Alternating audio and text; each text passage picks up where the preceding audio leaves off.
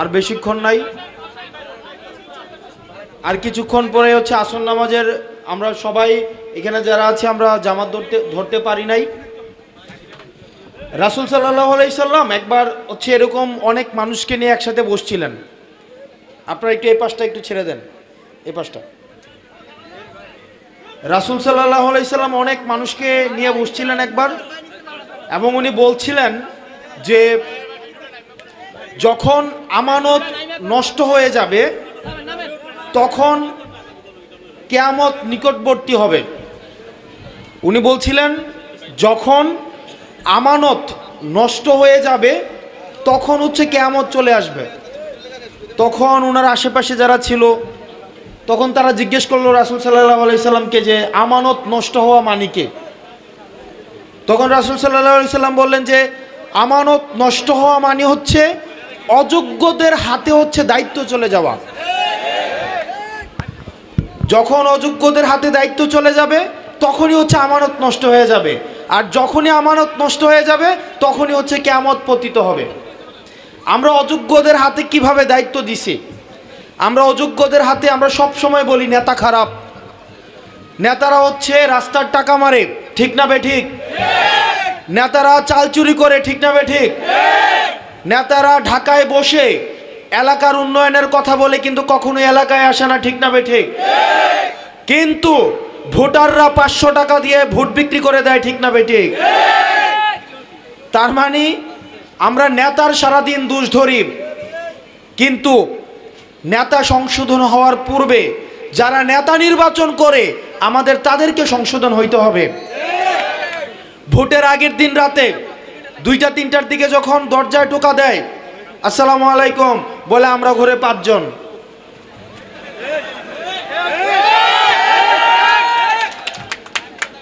আরেকটা ঘরে গিয়ে টোকা দেয় বলে আমরা ঘরে 4 জন। তাহলে আপনি ভোটের আগের রাতে আপনি যখন আপনার ভোট 500 টাকা 1000 টাকা দিয়ে আপনি বিক্রি করে দেন, তখন আপনার যেই নেতা নির্বাচিত হয় সে কি নেতা নির্বাচিত হওয়ার কথা ছিল নাকি আপনার সেবক নির্বাচিত হওয়ার কথা ছিল? কিন্তু আপনি যখন তার কাছে বিক্রি করে দেন আপনার নিজেকে, তখন আর সে আপনার সেবক থাকে না, তখন আপনি হয়ে যান গোলাম আর সে হয়ে যায় আপনার মালিক। সেজন্য আমরা নেতা নির্বাচন করার আগে আমাদের নিজেদের যে আমলনামা সেটাও আমাদের একবার দেখা উচিত। প্রিয় ইউসুফপুরবাসী, এটা আমার গ্রাম, এটা আমার গ্রামের মানুষের কাছে আমি আসছি। আমার জন্ম হয়েছে এখানে, আমি এইখানের ভূমিপুত্র, আমি এখান থেকে আমার জন্ম হয়েছে। আমি যেহেতু নামাজের সময় শেষ হয়ে আসছে আমি বক্তব্য সংক্ষিপ্ত করছি। আপনারা এতক্ষণ পর্যন্ত এখানের অনেক উন্নয়নমূলক কাজের কথা বলেছেন। ইতিমধ্যেই আপনাদের যে যে জায়গায় বরাদ্দ এসেছে, যে যে জায়গায় ইতিমধ্যে বরাদ্দ এসছে আমি সেই জায়গাগুলোর কথা বলছি। ইউসুফপুর ইউনিয়নের মনিরুদ্দিন সরকার বাড়ির জামে মসজিদ উন্নয়ন প্রকল্পে ইতিমধ্যে বরাদ্দে চলে আসছে। মহেশপুর দক্ষিণপাড়া ছবিয়াছাড়া কবরস্থানের সংস্কার উন্নয়ন প্রকল্প, মহেশপুর দক্ষিণপাড়া সাহেববাড়ি কবরস্থানের সংস্কার উন্নয়ন প্রকল্প, মহেশপুর, এত মহেশপুর কেন? সব তো মহেশপুর। মহেশপুর পূর্বপাড়া কবরস্থানের সংস্কার উন্নয়ন প্রকল্প, মহেশপুর পূর্বপাড়া আলী বাগদাদিয়া জামে মসজিদ সংস্কার উন্নয়ন প্রকল্প, সেখানে হচ্ছে ইতিমধ্যে বাজেট দেওয়া হয়েছে। রাস্তার কাজ যেখানে শতভাগ অগ্রগতি হয়েছে, ফতেহাবাদ ইউপিসি থেকে পীরগঞ্জ জিসি, যেটা খয়রাবাদ থেকে মহেশপুর উত্তরপাড়া, এটা ঠিকাদার হচ্ছে মেসার্স সুমি এন্টারপ্রাইজ। আপনারা এখানে যারা যারা আছেন আপনাদেরকে আমি কি টাকা ইনভেস্ট করছি? কোনো আপনাদের কেউ কি টাকা পয়সা দিছি যে এই টাকাটা আমার উঠাইতে হবে? যে আমি কি 20-50 লাখ 1 কোটি 10 কোটি টাকা কোনো মার্কেটে ছাড়ছি যে রাস্তার কাজ করে এই টাকা আমার উঠাইতে হবে? সুতরাং আমার যেহেতু ইনভেস্টমেন্ট নাই, আমার তোলারও কোনো প্রয়োজন নাই। সুতরাং যেইখানে রাস্তার কাজকর্ম চলে সেখানে আপনারা নিজেরা যাবেন, দেখবেন যে ঠিকঠাকভাবে কাজগুলো হচ্ছে কিনা। যেইখানে দেখবেন ঠিকঠাকভাবে কাজ হচ্ছে না আপনারা সেইখানে কন্ট্রাক্টরকে ধরবেন, ইঞ্জিনিয়ারকে ধরবেন যেন কাজগুলো ঠিকঠাকভাবে করে দেয়। ইউসুফপুর আরএসডি থেকে পীরগঞ্জ জিসি, এই কাজের ঠিকাদার হচ্ছে প্যারামাউন্ট গ্রুপ। এই কাজের অগ্রগতি হয়েছে 50%। সিএনবি নবীপুর থেকে যুক্তগ্রাম পর্যন্ত মেসার্স এম ইঞ্জিনিয়ারিং গ্রুপ এই কাজটা পেয়েছে, এই কাজেরও অগ্রগতি হচ্ছে। ইউসুফপুর ইউনিয়নের 1 নং ওয়ার্ড ইউসুফপুর স্টেশন থেকে গাঙ্গের পাড় পর্যন্ত রাস্তা পাকাকরণ কর্মসূচি সেটা অব্যাহত আছে। ইউসুফপুর ইউনিয়ন সোনামিয়া ব্রিজ হতে আনোয়ার ব্যাপারীর বাড়ি সড়ক ইটের সলিংকরণ এটাও হচ্ছে অব্যাহত আছে। ইউসুফপুর ইউনিয়ন নবীপুর পূর্বপাড়া 3 নং ওয়ার্ড রহিম মেম্বারের বাড়ির সামনের যে কালভার্ট সেই সংস্কারকরণ এটা কোথায়? নবীপুর, এটারও কার্যক্রম অব্যাহত আছে। ইউসুফপুর ইউনিয়নের মুকসারি গ্রামের 9 নং ওয়ার্ড মুকসার মধ্য বাজার হতে ব্যাপারী বাড়ি পর্যন্ত রাস্তার ইটের সলিংকরণ, রাস্তার ইটটা এটা হচ্ছে কার্পেটিং হবে না আপাতত, এটা সলিংকরণ। ইউসুফপুর ইউনিয়নের 3 নং নবীপুর মৃত আমজাদ হোসেন সরকারের বাড়ি থেকে মৃত তালেব হোসেন মেম্বার বাড়ির কালভার্ট পর্যন্ত রাস্তা আরসিসিকরণ। এই জায়গাগুলো হচ্ছে এই প্রত্যেকটা কাজ, কোনোটা শতভাগ, কোনোটা কাজ চলমান রয়েছে, আর কোনোটা এই বছরের ডিসেম্বরের মধ্যে কমপ্লিট হয়ে যাবে, এগুলো টেন্ডারের মধ্যে আছে। আর গাইডওয়াল হচ্ছে একটা রাস্তা, সেটা হচ্ছে ইউসুফপুর ইউনিয়নের 1 নম্বর ওয়ার্ডের মনিরুদ্দিন সরকার বাড়ির কবরস্থানের উত্তর পাশের এই যে গাইডওয়ালটা, সেই গাইডওয়ালটা করে দেওয়া হবে। আর যুব সংঘ সংস্কার কাজ, মহেশপুর দক্ষিণপাড়া যুব সংঘের সংস্কার উন্নয়ন প্রকল্প, এই কাজগুলো হচ্ছে অব্যাহত আছে। আমি এখনো পর্যন্ত, আপনারা আমাকে ভোটও দেন নাই, আমি এখনো পর্যন্ত নির্বাচিতও হই নাই, আমার এখনো পর্যন্ত স্বপ্রণোদিত হয়ে সরকার যেই কাজগুলো দিয়েছে এগুলো যথাযথভাবে হচ্ছে কিনা এই জিনিসটাই হচ্ছে আমি মনিটর করছি, এতটুকুই। আমি শুধুমাত্র এই জিম্মাটাই নিয়েছি। এবার আপনাদের কাছে, আপনারা ইউসুফপুর, নবীপুর, গোপালনগর, এই যে শিবপুর গ্রামের অনেকে এখানে আসছেন, আপনারা একটা জিনিস খেয়াল করেন, আপনারা জুলাই আগস্টে গত বছরে রাস্তার মধ্যে দেখছেন আগে যে মাহফিল হইতো, মাহফিলগুলো বন্ধ করে দেওয়া হইতো না? হুজুরদেরকে দাড়ি ধরে টেনে টেনে মাহফিল থেকে এখানে বের করে দেওয়া হইতো, মাইক বন্ধ করে দেওয়া হইতো, এবং আমরা দেখতাম আমাদের এইখানে 100-150 কোটি টাকা দিয়ে পর্যন্ত এমপি হয়, 100-150 কোটি টাকা দিয়েও এমপি হয়। আমরা আপনাদের কাছে অনুরোধ জানাবো, আপনাদের কাছে আমরা, যেই ছেলেরা জুলাই আগস্টে রাস্তার মধ্যে নেমে বুকের তাজা রক্ত ঢেলে দিয়ে শহীদ হয়েছে, ওরা এমপি হইতে চায় নাই, ওরা ক্ষমতা চায় নাই, ওরা দেশের সংস্কার চেয়েছে, ওরা চেয়েছে দেশে আর কখনোই কোনো আলেম উলামাকে অপদস্থ হইতে হবে না, ওরা চেয়েছে দেশে বাক স্বাধীনতা থাকবে, ওরা চেয়েছে ক্ষমতাকে প্রশ্ন করা যাবে, ওরা চেয়েছে 100-150 কোটি টাকা দিয়ে কোনো ক্ষমতা কিনতে পাওয়া যাবে না, ওরা চেয়েছে ভোটার অধিকারের জন্য কেউ রাস্তায় এসে বুকের তাজা রক্ত ঢেলে দিতে হবে না। প্রিয় ইউসুফপুরবাসী, আপনাদের কাছে অনুরোধ করব, ক্ষমতা, দায়িত্ব এগুলো হচ্ছে আমানত, আপনারা আমানতের বল খেলাপ করেন না। আপনাদের কাছে একদিন ক্ষমতা থাকে, আপনারা যদি একদিন ক্ষমতার অপব্যবহার করেন তাহলে পরবর্তী 5টা বছর যদি আপনাদেরকে নেতা নির্যাতন করে আপনাদের বলার কোনো ভাষা থাকবে না।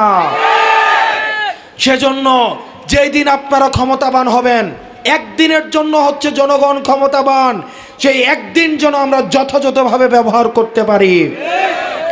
ভোটের আগে আমাদের কিছু কাজ রয়েছে, আমাদের শহীদদের রক্তের দায়ভার রয়েছে।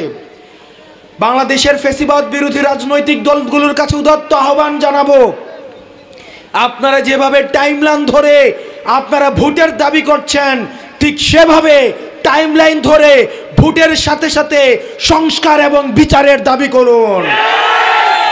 আপনারা যেভাবে বলছেন ফেব্রুয়ারির মধ্যে নির্বাচন চান, ঠিক সেভাবে আপনারা বলেন আপনারা ফেব্রুয়ারির মধ্যে বিচার এবং সংস্কার চান, আমরা আপনাদের সাথে থাকব।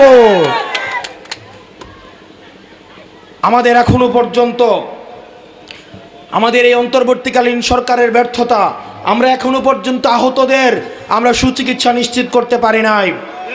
এখনো পর্যন্ত রাষ্ট্রের প্রতিষ্ঠানগুলো সংস্কার হয় নাই। হাসিনা মিডিয়া মুক্ত এখনো পর্যন্ত মিডিয়া হয় নাই। মিডিয়ার মধ্যে এখনো পর্যন্ত ফ্যাসিবাদের দোসররা লুকিয়ে রয়েছে।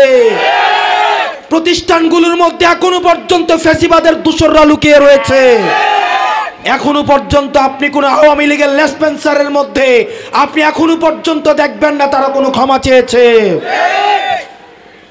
যতক্ষণ পর্যন্ত আওয়ামী লীগের কেউ ক্ষমা না চাইবে ততক্ষণ পর্যন্ত রিকনসিলিয়েশনের কোনো প্রশ্ন আসে না। এই অন্তর্বর্তীকালীন সরকারকে আমরা বলতে চাই, আপনারা যেভাবে নির্বাচনের প্রস্তুতি নিচ্ছেন, যেই গতিতে নির্বাচনের প্রস্তুতি নিচ্ছেন, ঠিক একইভাবে আপনারা প্রতিষ্ঠানগুলোকে আওয়ামী লীগ মুক্ত করুন, মিডিয়াগুলোকে আওয়ামী লীগ মুক্ত করুন, আপনারা বিচার বিভাগকে আওয়ামী লীগ মুক্ত করুন, যেন ভবিষ্যতে বাংলাদেশে কোন জুডিশিয়াল ট্রায়ালের মধ্য দিয়ে আর কাউকে ফাঁসির কাষ্ঠে ঝুলে বিনা বিচারে মৃত্যুবরণ করতে না হয়।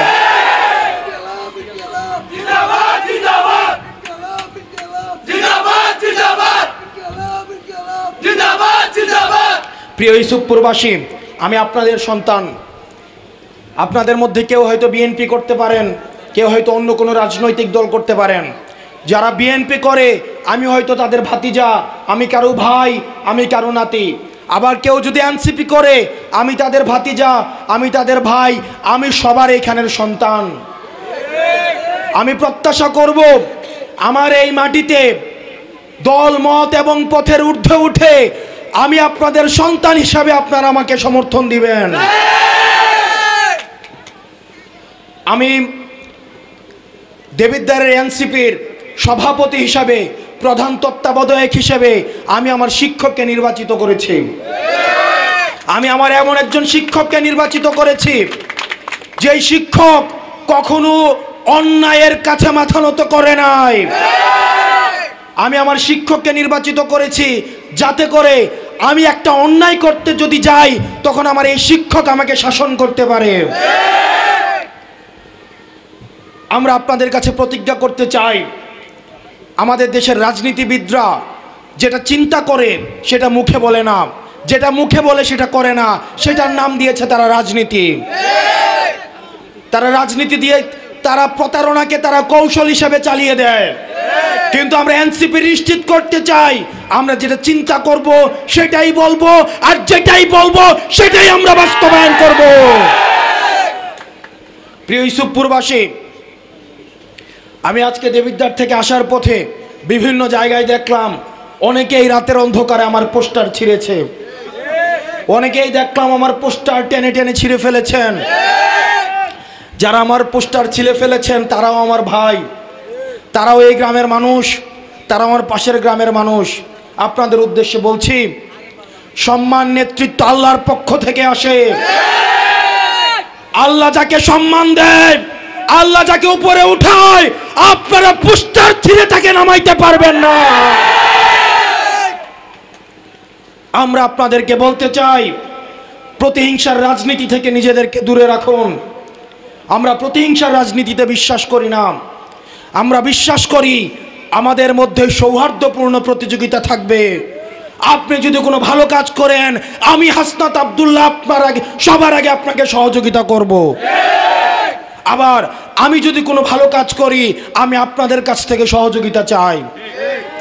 রাজনীতি এটা না যে আপনি কতজনকে শত্রু বানাইলেন, রাজনীতি হচ্ছে সেটা আপনি কত শত্রুকে বন্ধু বানাইতে পারলেন। আপনি আমার বিরুদ্ধে মিছিল দিবেন, আপনি আমার পিঠের চামড়া তুলে নিতে চাইবেন, আমি আপনাকে বুকে টেনে নিব।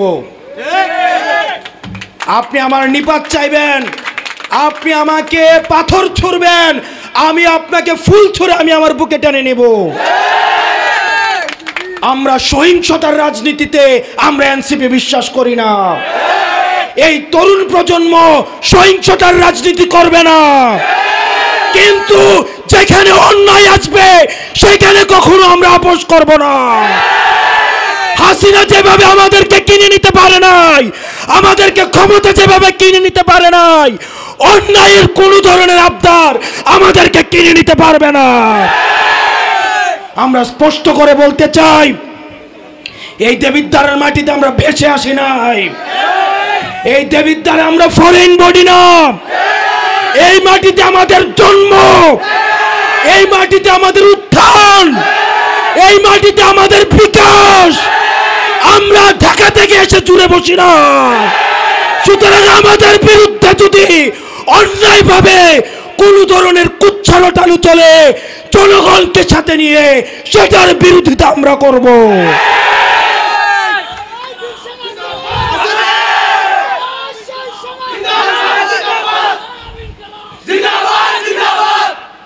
প্রিয় ইউসুফপুরবাসী, প্রিয় মা বোনেরা, আমরা চাই আমরা যতক্ষণ পর্যন্ত ভালো কাজ করব ততক্ষণ পর্যন্ত যেন আমরা আপনাদের সমর্থন পাই। আমরা যেই জায়গায় ভুল কাজ করব আপনারা আমাদের ভুল নিয়ে কথা বলবেন, আমাদের ভুলটাকে ধরিয়ে দিবেন। আমরা যেখানেই ভুল করব, আমাদেরকে যদি অপরাধ করতে দেখেন আপনারা সেটার প্রতিবাদ করবেন।